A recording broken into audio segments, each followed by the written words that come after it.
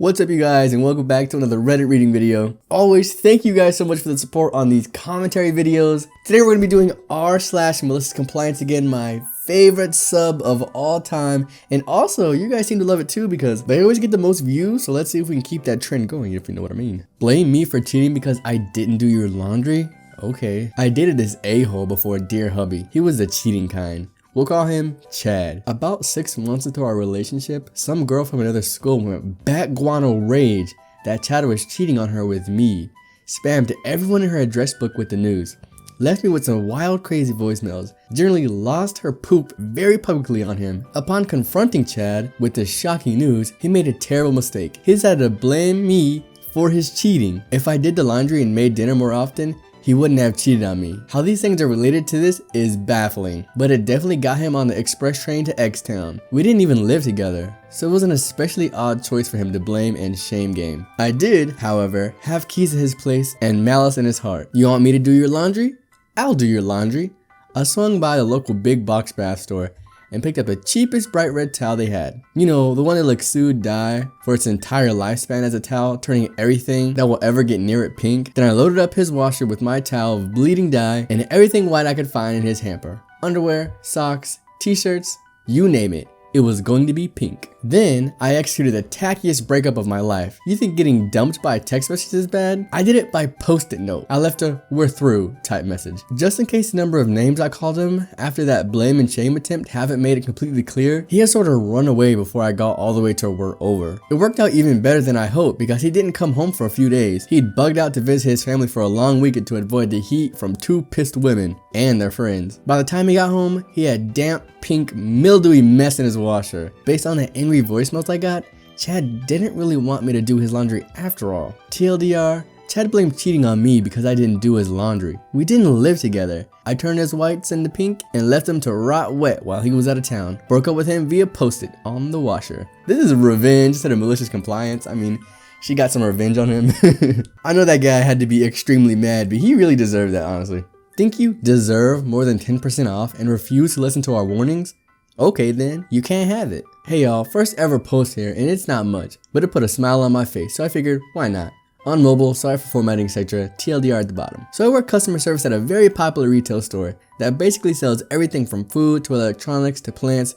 You've all been to this poop hole, and I'm sure you know exactly where I'm talking about. But I'm not going to say the name since I'm still there until uni coop starts. I think she's talking about Walmart. So since I work in customer service desk at one of the least respected stores, I pretty much see the scum of the earth daily, and most management is part of that. Making rules that make sense on paper, but not in practice. Giving screaming customers whatever they want because they screamed, but not giving anything to the people who are kind to the workers, etc. Today, management had our backs though. I have lots of stories, but this one is fresh from yesterday, so here you go. A woman comes up to the customer service desk asking if she can have a discount on a pair of shoes because they look tattered and bad. There was nothing wrong with the shoes, they just looked cheap because, well, that's what they were. My coworker was the one she approached and not wanting to argue, told her we can give her 10% off. This is the max discount even for associates. We aren't really technically supposed to give discounts on anything, but it's a big company and they don't care about a few bucks whatsoever. This girl gets mad though and says she doesn't think she should have to pay anything even close to full price for something of such low quality. The shoes were $14.97 by the way. My coworker explains that's the best we can really do for her, but she could buy a pair that she thinks is less tattered. She says they all look like that because that's how the shoe's supposed to look, and that she wants to speak to a manager because she deserves to pay less for something so tattered. At this point I stepped in because we were so understaffed that night. I knew the managers were currently dealing with other issues, associates being nowhere to be found, an issue in the parking lot, lots of sick calls, etc. And in my experience with most people that just need to be told by another person the same thing we were told the first time, I told the lady that the max discount anyone was able to give the store is 10%, and that's only actually for broken items, even for associates. And if the manager comes up, they will most likely tell her she's not getting no discount at all. She scoffs and says, "Sure, I want to speak to them anyways, and we'll see. I really want these shoes, and they're the only ones in my size, and they're tattered." I tried to tell her again that the managers won't give her a higher discount, and that it'll probably just take them 10 minutes to get to the front. But she tells me that she wants a manager and she'll see for herself. Cue malicious compliance. I had originally thought it'd be an a-hole tax situation, but it turned out better. So I called for a manager, and like I predicted, took about 10 to 15 minutes for them to come to the front. And I guess they weren't very happy about it, presumably, since they were in the middle of something else. So at this point, this lady has already wasted at least 15 minutes of her day waiting here, making faces at me and my coworkers as though she won. I point the manager toward the customer, and when she gets there, they go ask what the issue is. The lady starts bashing me and my coworkers, saying that we are horrible customer service and that the customer is always right, blah blah blah. And she wants a bigger discount than just 10% because these shoes are broken. She now says, I guess since we told her we won't get a discount unless it's broken, she doesn't want to pay even close to the full price for something so low quality.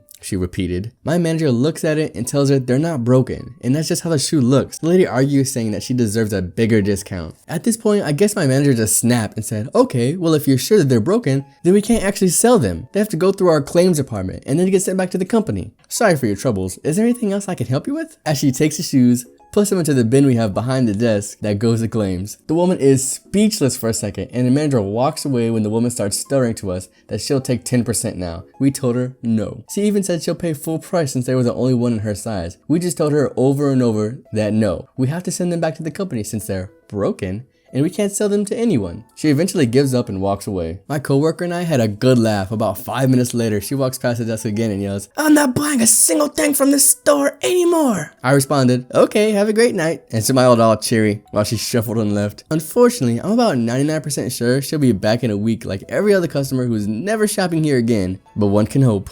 TLDR, lady thinks she's entitled to a discount more than 10% my coworker offered her on a perfectly fine pair of shoes because they looked bad. Wants to speak to a manager after I warned her she'll probably say no discount at all. The manager tells her we can't sell her the shoes at all since she says that they're broken and takes them away, and so she can't get any in her size at all. That's exactly what this Karen gets.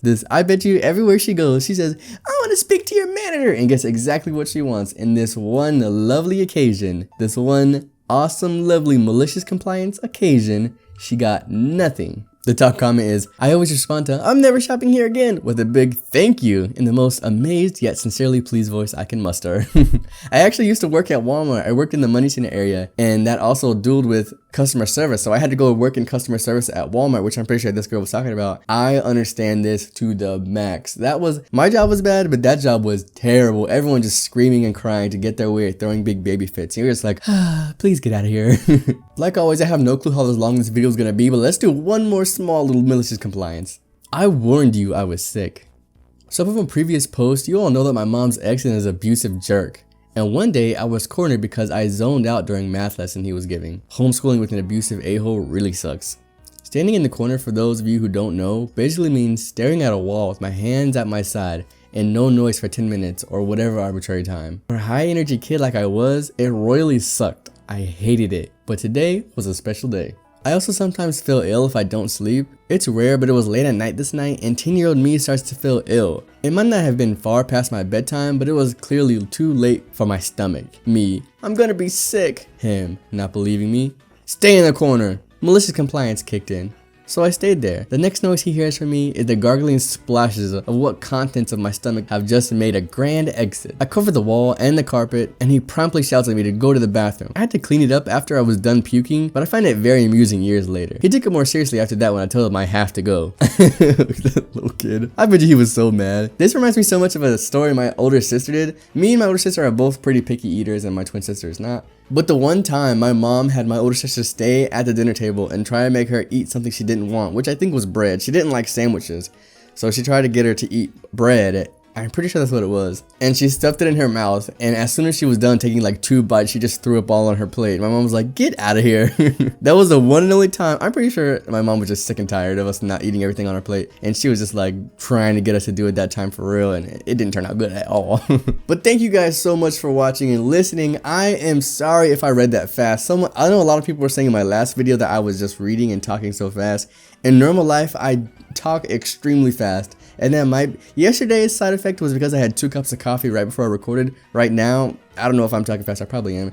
It's just because I do it naturally. I'm gonna try and start slowing it down just a little bit, so it's like the stories sound a little bit better, if you know what I mean. I'm trying to make the best content from Reddit for you guys out there, so if you guys have any suggestions, just let me know, and I'm gonna try to implement that stuff. Unless it's the goddamn robot voice. Stop telling me that the robot voice is better. Thank you for watching, and goodbye. See you later, my lovelies.